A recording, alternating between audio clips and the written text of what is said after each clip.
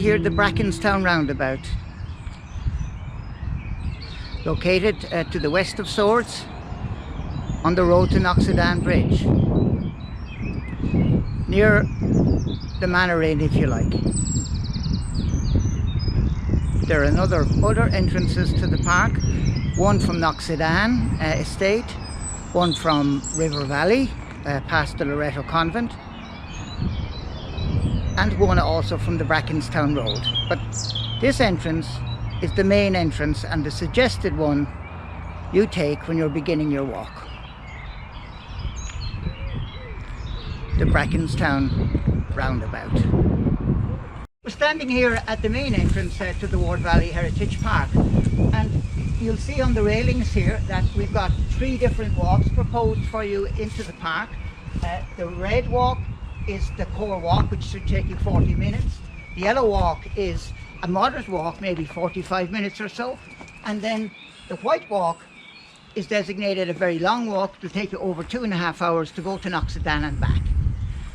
The access to the park is mainly through this entrance here. They're not suitable for buggies and so on, but the other part of the park, the Jacko part of the park, it's very accessible to buggies and to wheelchairs, and that can be accessed from a number of entrances, but one's particularly off Forest Road at that part of Swords.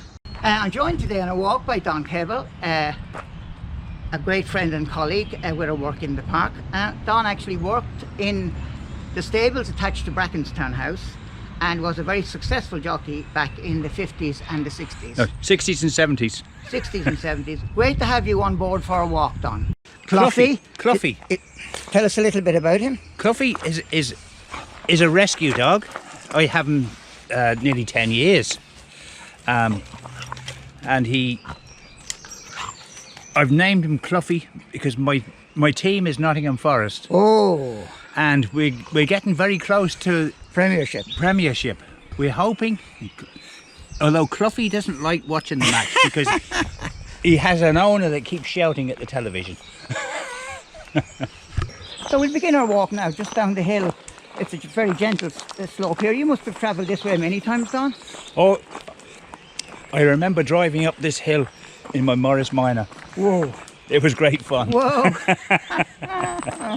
It was great fun. I love it. On the core walk, as we said, the core walk is designated in red. So every time you see a piece of red on a walk, it's a point of interest, either heritage or historical interest. So again, the core walk, which we're doing this morning with Don, the middle walk, which is designated yellow, a 40-minute walk, and then finally a very long walk up to Knocksedan Bridge, taking perhaps 3 hours or so. So we'll carry on. You were saying, Don, you travelled the road many times? Yes, this road here was from the from Brackenstown House.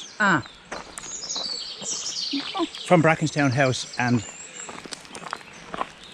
it was where the owners, Dr. Cross was the owner of Brackenstown House when I lived here, and this was their route into Swords. They come up this road. So it was a main road then, it was a primary route? It was for the Brackenstown House. For us in the stables, we could go with another entrance, which has since been blocked off. That's the entrance from Brackenstown Road? Yes, that's further up the road. And that's where we mostly use, because otherwise you'd be driving. We've stopped here just at the bottom of the path here. Just wanted to show you that the geology of the Ward Valley Park is very interesting. Millions of years ago, the valley was carved out from limestone bases, and the Ward River came subsequently and smoothed the sides of the valley. So the valley consists really of boulder clay with a lot of different stone deposits in it. And here you can see clearly the difference between the clay and the stone layer.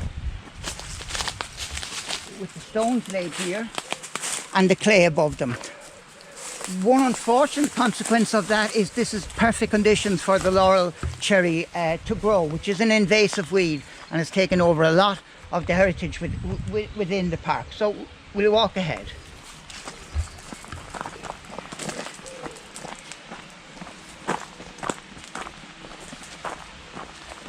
Okay, so we're now here at the bottom of the main entrance to the Ward Valley Heritage Park. This is where we begin our walks from, and you may see a pole, a stainless steel pole over there. That's where we begin our walks from, whether they're core walk, the external walk, or the outer walk. It strikes you when you come down here is the sound of water, and we mentioned that the Ward Valley Heritage Park contains a lot of 18th century heritage.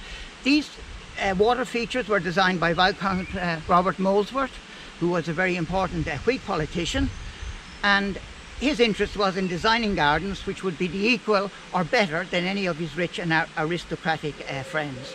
So the three-cornered bridge that we see over here, recently the council has taken a lot of the foliage away from it, so we can see the bridge as it would have been a little bit in Viscount Molesworth's day. Don, have you memories of this particular area of the park?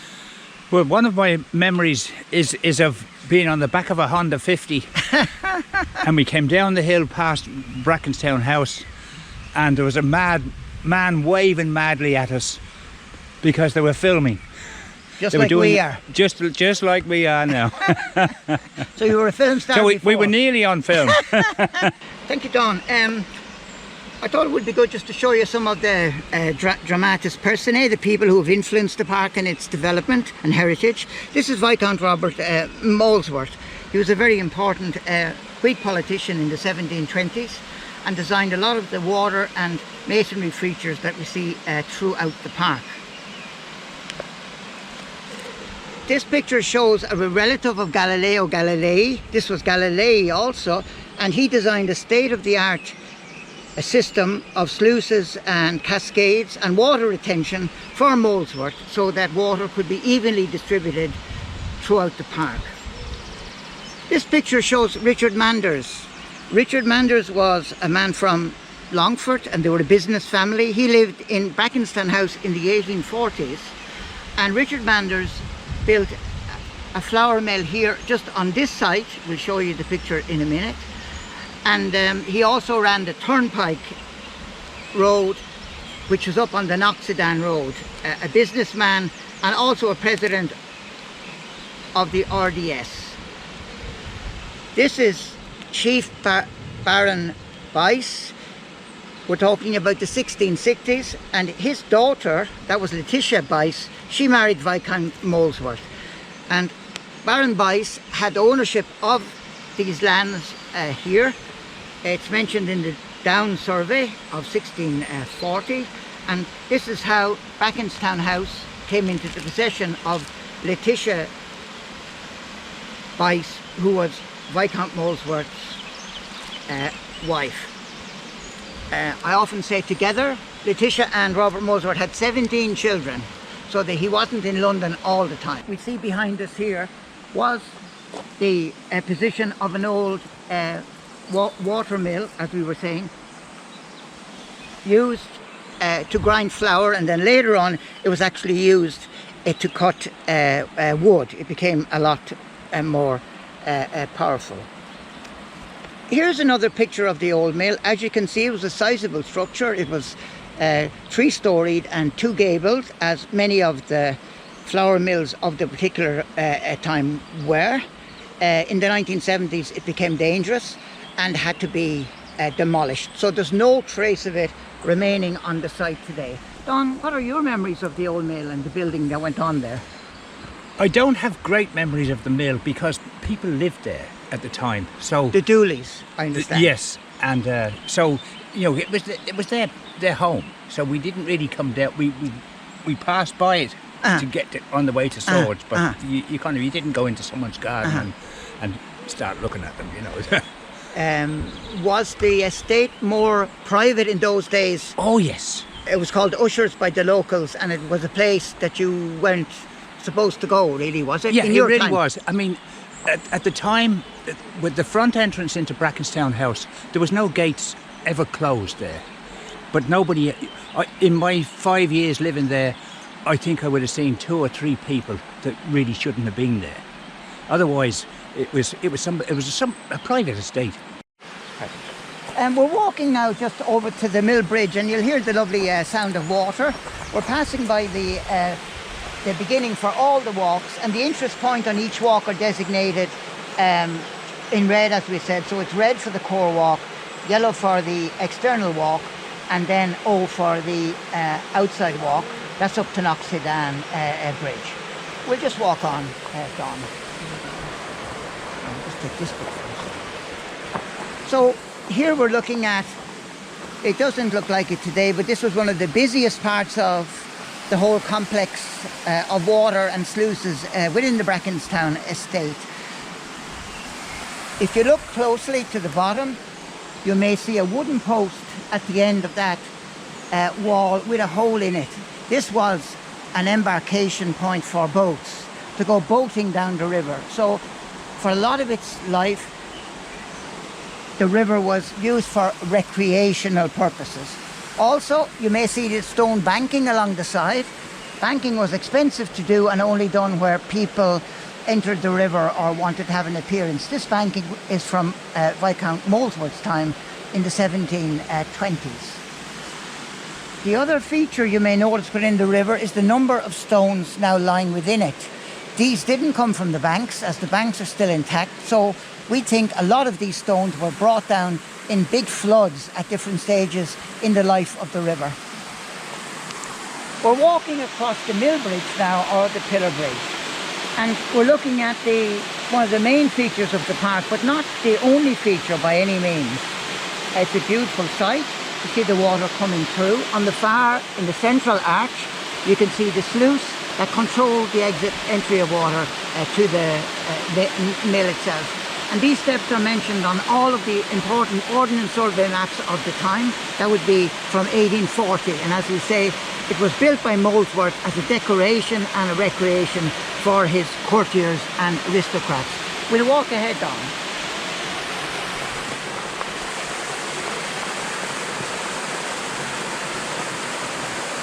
We're walking ahead now over to the top of the mill bridge. You'll see that this is the interest point 5 on the red walk. So we're just going to walk up here onto the top of the mill.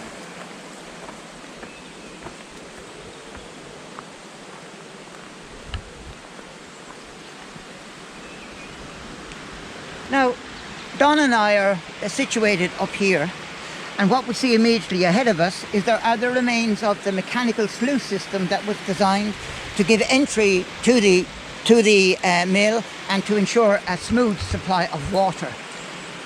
In the middle foreground, we see what looks like a boggy area, and in fact this was all a lake in the mill's day. The mill was located over to our right, and the water came over there and into the mill itself.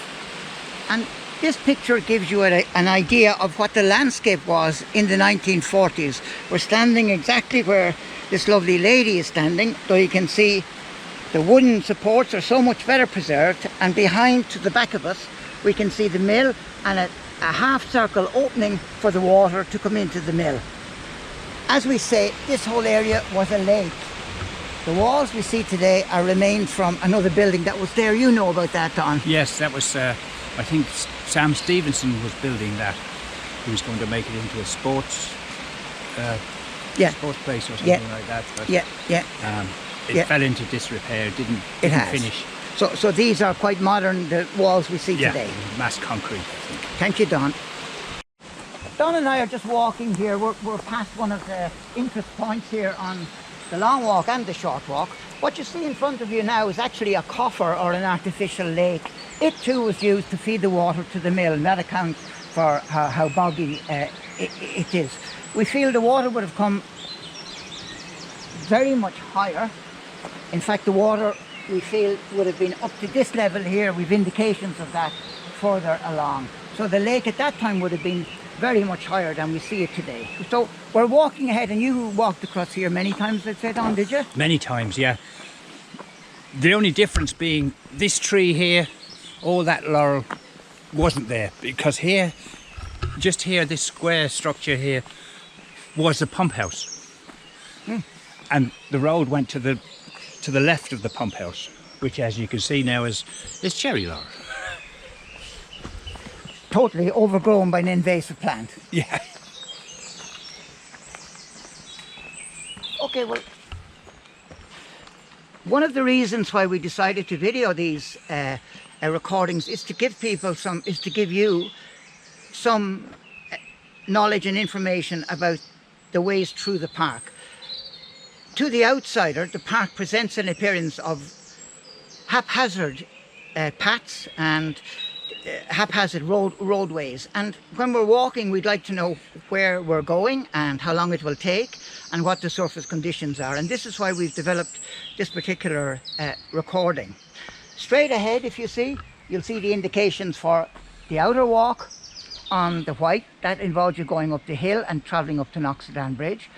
On the particular tree we see the moderate walk, which is in yellow, and the red walk, which we're about to take now. We'll just walk ahead. Come on, Cluffy, out of there. Cluffy's enjoying the winter green, which is so abundant at this time of the year. We'll walk ahead.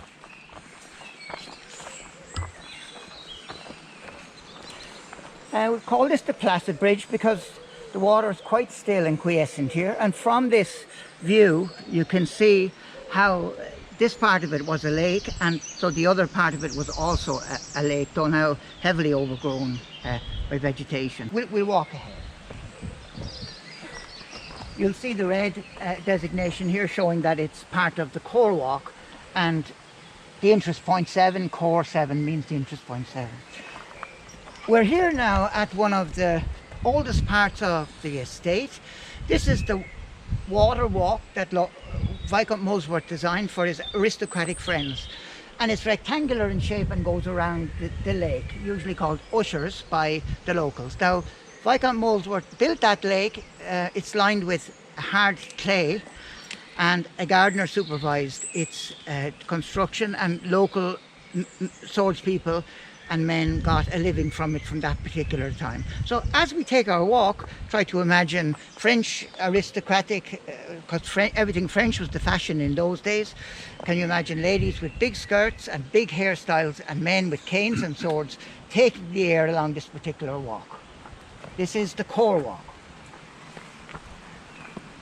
Just be a bit careful with the routes. Originally this would have been paved with cobbles, but years have worn it away, and now all we see are roots. Don, what memories have you got or experiences of this part of the estate? Well, this here was it was very much full of fish. So, but the fact that it was a private estate, there weren't really fishermen here. I had a fishing rod, and but I wasn't a very successful fisher. But you could see the fish. I see a few teal ducks, I think, are there. Well, are they teal? They're not teal. Okay. The teal will be here when I start to feed them. Very good. You're going to feed the ducks now? I'm going to feed the ducks now, yeah. Can I just take a picture of you doing that? Hold on. We should say that wildlife is a very important part of the park, and because it's such a protected habitat and natural, and there's a beautiful picture of a heron going across the lake, and it's hard to match this for peace and tranquility on a beautiful late spring April morning. And Don is now feeding the ducks, and they're most appreciative of it. As we said, this is an artificial lake constructed by Viscount Molesworth for boating and for the edification of his aristocratic friends. What a beautiful scene this is. Don and his faithful companion Cluffy feeding some wildlife, and he's getting a little bit of bread as well. I think he appreciates that. He's such a well-behaved dog. Just another view here of the small island within the lake. It's become a haven for birds and wildlife of all different kinds. Don and I are walking ahead, and as you can see, the River Ward flows on the left part of this area, and Usher's Lake on the right side. It's quite an attractive area, Don, is it not? It really is, yeah. Yeah, it's lovely. It's lots of nature and... Yeah, There are a few trees that have fallen into the lake, Of course. but If I can, thank you, Don. If I can just direct your attention, I was always curious about the yellow flowers growing in kind of marshy places, and I took note of it last night, and I believe they're called Marsh Marigolds. They're a splash of yellow in the landscape. But you're saying, Don? yes, that the fact that the fallen structures, trees, are for the wildlife, but I would love to see it cleared up a little bit. Of course, we all would. Tidied up. We all would. Okay, so we're picking our way along this path. You can see down there some of the original paving for the path. That's all worn away. We mentioned that the Ward Valley is abundant in limestone rocks and boulders, and you find a lot of this material used for very many purposes throughout the park. It's interesting just to compare artificial walls and walls that nature actually put there. Sometimes it's very hard to tell the difference. This looks like natural erosion to me from the river. We'll walk on and we'll see some artificial bank. How are you doing? Yeah. Interest point 9 on the core walk. Opposite you'll see a path. It actually wends down from the hill right down to the river. This was an embarkation point for Molesworth's wealthy and aristocratic friends. And along here you can see the stones have a pattern, and they're also a lot bigger, and they're cut. So these stones were laid there, they aren't naturally there. As you see, the path winds just down to that point with a large stone in the centre. That was an embarkation stone onto the river. The river we see today is a pale shadow of what it would have been certainly back in the 1900s and certainly in the 1800s. This river in those days became a torrent, rushing through the park and tearing up everything in its way. If you look at the tree opposite, you can see how it's eroded the root system of that particular, it's a beech tree, and actually made it quite shaky underneath. But such is the power of water. We'll walk on.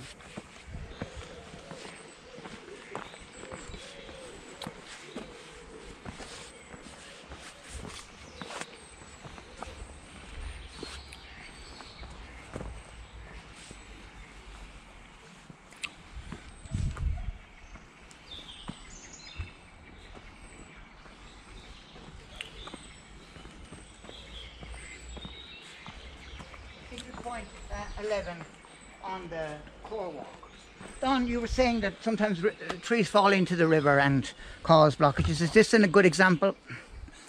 That's a perfect example of it needs to be cleared away so that the river can flow naturally. Admittedly, wildlife may make a home in it, but it's eventually they could, if the river rises up, they could be washed away. We'll walk ahead. We're walking ahead on the core walk.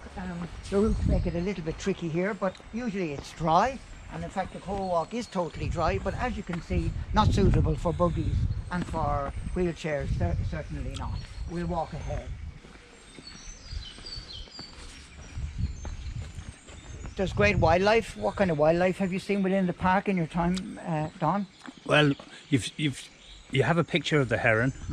There's buzzards. There's a particular bird that may be here this morning.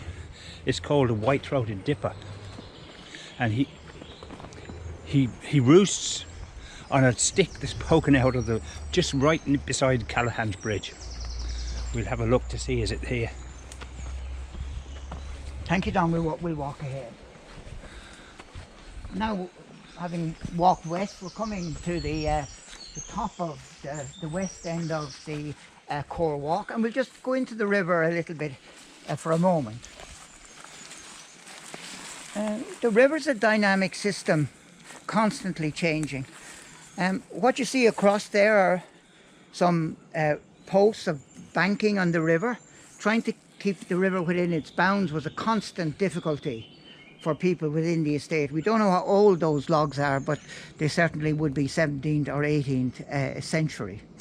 And if you look to your left here, you'll see the remains of a bridge, a broken bridge, with the centre part of it within the water.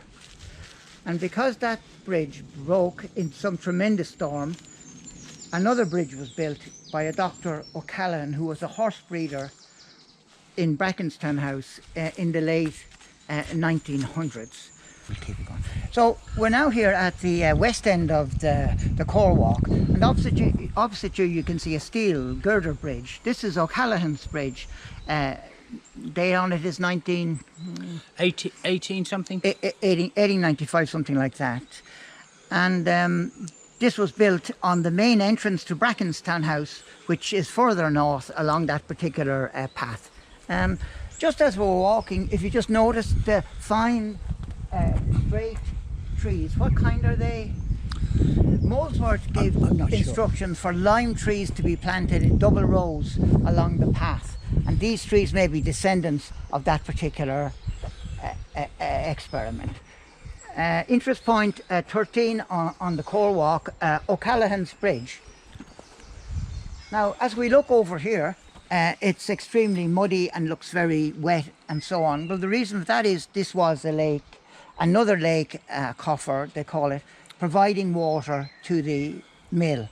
And if we just look down here, this stream comes from the Brackenstown Road and runs parallel with the main entrance in that particular day. And just to make the point that many streams and streamlets fill in to the River Ward, and it's a draining water system for all streams within the particular area. We'll walk ahead.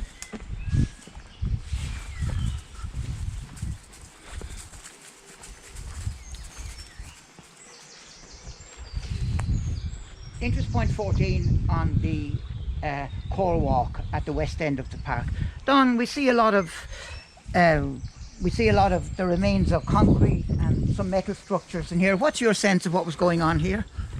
Well, that bar you can see, I'm going to climb down there now and show you how it fitted on to here. That'd be great, thank you. On the opposite side you can see more of the logs. Again, an attempt to bank the water and keep it in particular bounds. Don is going to show us how this control mechanism for the water mill actually worked. Go back over there. I don't want you in the muck. He's a better man than I, and a stronger one. So Don is lifting the pole and he's reattaching it to That's where the sluice device. And how exactly did it and work? on the top here was a wheel, and you turn the wheel and it lifted the gate. There's a tiny little gate. Don't know whether you can see that, Mike. I see it. I do. It slides up. This obviously this. Go on, don't get yourself. Anyway, I'll drop that back there. So another mechanical and hydraulic way of controlling water into the mill. Do you want to get the plaque of the bridge? So we're walking ahead now, and here we're at the top end of Usher's Lake, or the artificial lake that Boycott Molesworth constructed. This is a beautiful corner of the park. In fact, it's one of the most decorated heritage areas of the whole park, and there were a number of reasons for this. It's south facing, so it gets most of the sun, and also it was directly adjacent to the main entrance which within the park, which is beyond there. It's now defunct and heavily overgrown, but in its day this was the main entrance to Brackenstown House and the estate. If you listen closely, interest point 15 on the core walk.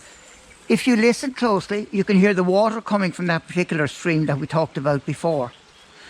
Now, Molesworth made it a particular feature. I've been down to see it, and it's beautifully made with slate and with granite stones around it, and it was made to look pretty because this was a premier area of the park for fishing and for boating for Molesworth's aristocratic friends.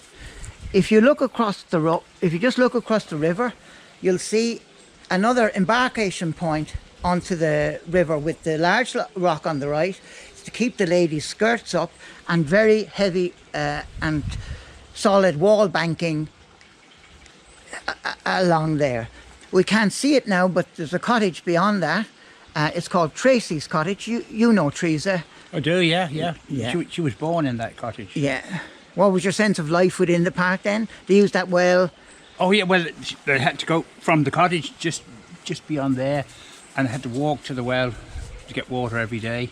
So yeah, it was a working part of the estate. I get the impression Teresa had a very happy childhood. Oh here. yes, yeah. Enjoyed it. Right in the middle of the park. So we'll walk ahead.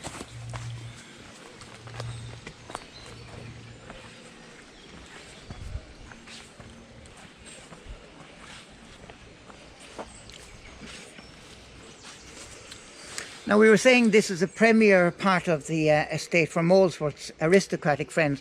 On the far side, you can see another embarkation point with solid masonry to allow people onto the shores. Now, the cherry laurel complicates everything within the park. It's so invasive, it stretches for light, and it actually hinders us in making sense of how the park worked and how people used it. So hopefully someday all this obscuring laurel will be rooted out and the true beauty of the park will be able to reveal itself. We walk ahead. That there is the remains of the cottage.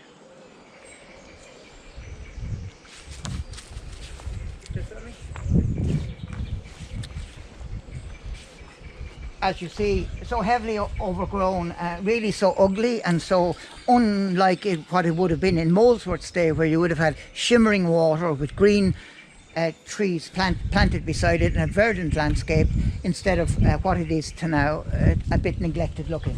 Still, it retains its natural beauty and unspoiled beauty. Just on the far side you can see more stone walling to retain the banks so that people could have their boats in peace. We'll walk ahead.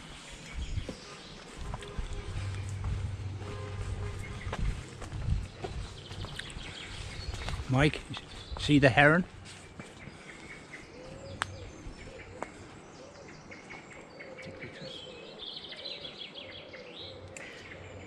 We're standing here now at one of the spaces within the walk that Viscount Molesworth designed for his guests. So as you said, this is south facing, so there's no trees blocking the beautiful sun here, and we've a good view of the landscape, and in particular Don is taking great pictures of a heron looking for fish way out onto the lake, and we'll walk ahead.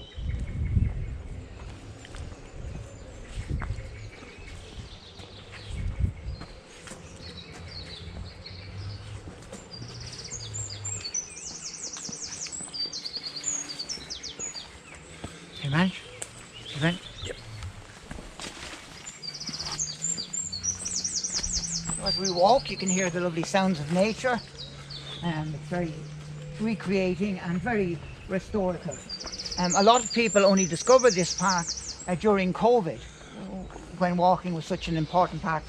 And we in the Ward Valley Heritage Group, we'd certainly like people to use the park more and to enjoy it for themselves and their families. We'll walk ahead. Here's a nice display of what I think is the Marsh Marigold, doing very well on silted soil, which would have been water in Molesworth's day. Mike?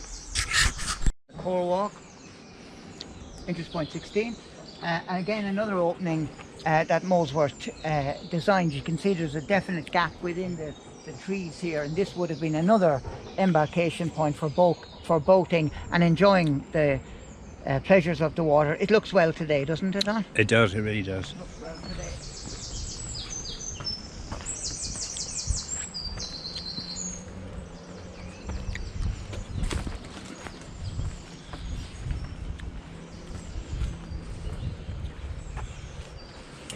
Now, of course, one of the main reasons for the whole estate was the Brackenstown house itself, and as we see, there was a house on the side in 1640. You lived to the rear of Brackenstown House in those days, Don. What was life like there? Oh, it was. Well, I lived in a house in the stables, and it was a bungalow, but it was high. You know, the ceilings were very high. You know, it wasn't just a little cottage. But yeah, the life was great there. I mean, I was only 18 when I moved into it. So yeah. No worries. Fun place to live. And no responsibility.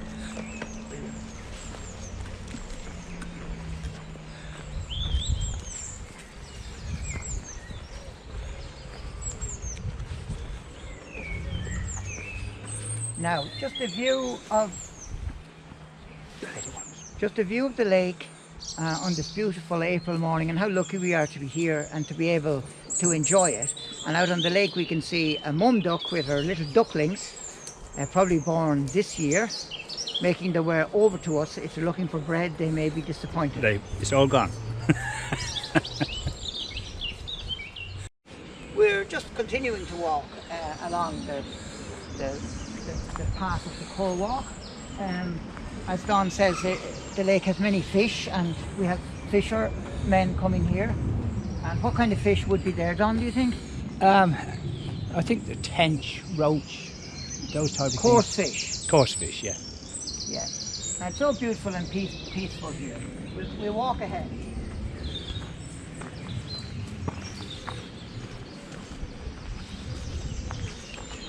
It's April when we're filming, and of course the park is totally covered in garlic, the wild garlic, and a very pretty sign it makes. The foliage is beautiful, but it's a complication for historians and archaeologists, because many seasons foliage debris tends to cover over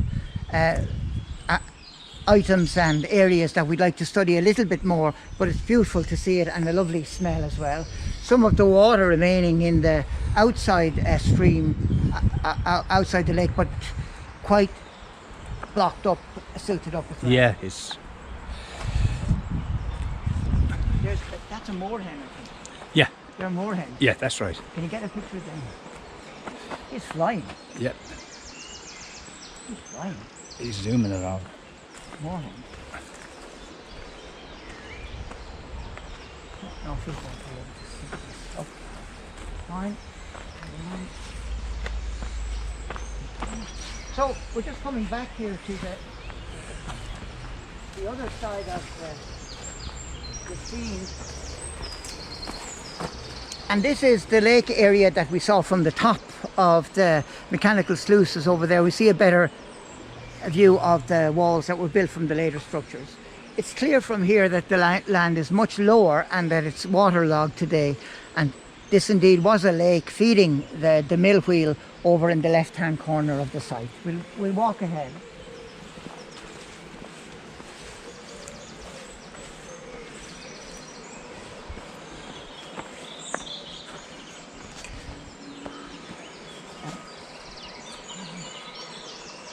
Interest point 17, the summer house.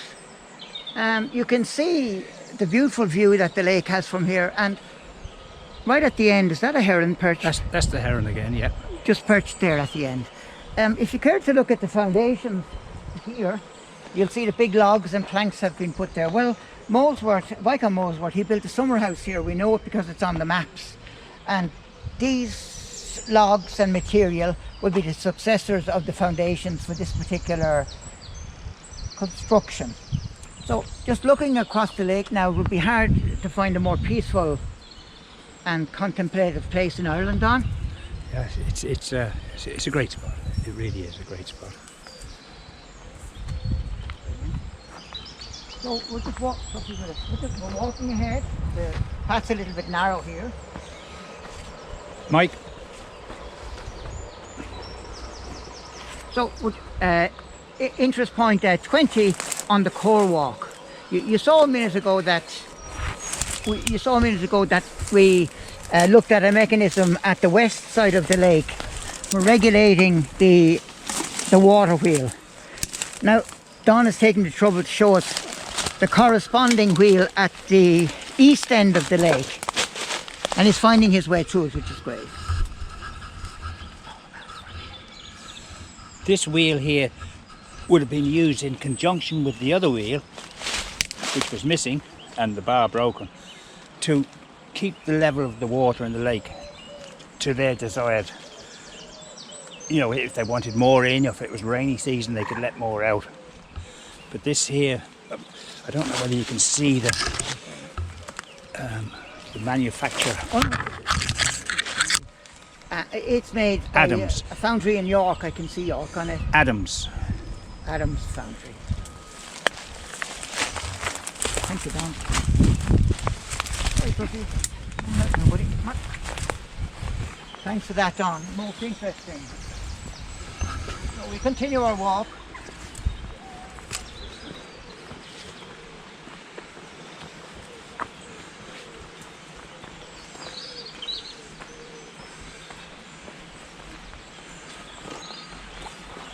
And now we've arrived back at our point of departure. And you can see the structures used to regulate the water. The outlet, the square outlet, is the underground tunnel which draws water into the artificial lake on the other side. And as we go to the left, you can see the mechanical sluice is the only really visible part of the mill wheel system then.